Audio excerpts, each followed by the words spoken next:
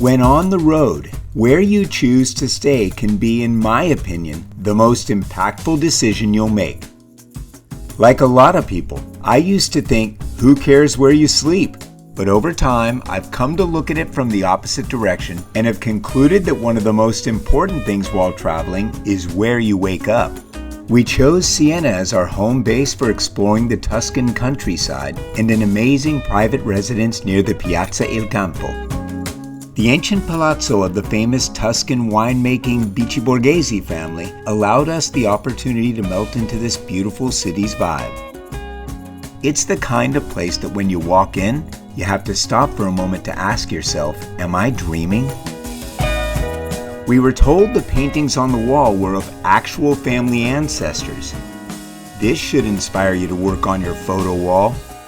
Unbelievably high ceilings and huge windows bathed the entire place in natural light, and it turns out this wasn't just for aesthetic reasons. This room is called the Atelier, a workshop, and it was designed and built in 1870 by a member of the well-known Tuscan winemaking Bichi Borghesi family, Tiberio, who was an early pioneer of photography. He and his fellow photography enthusiast used it as a studio to work and create art. It was one of my favorite rooms I've ever spent time in. The rest of the apartment had similar vibes, with the kitchen and dining area down the stairs and a sleeping floor with exposed wooden beams and low ceilings another flight down. It's an amazing home to return to at the end of a day exploring the countryside.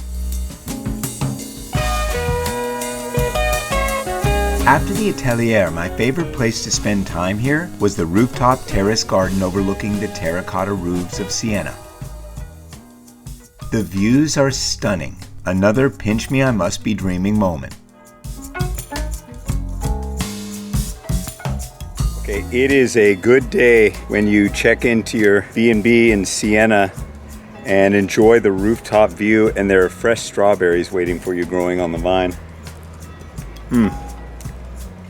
Molto bene.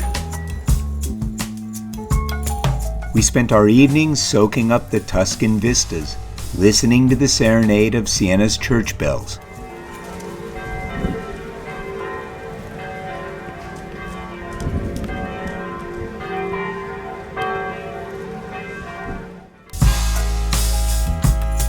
Mornings were spent enjoying breakfasts of pastries from local bakeries, or eggs with fresh cherry tomatoes and basil picked from the garden.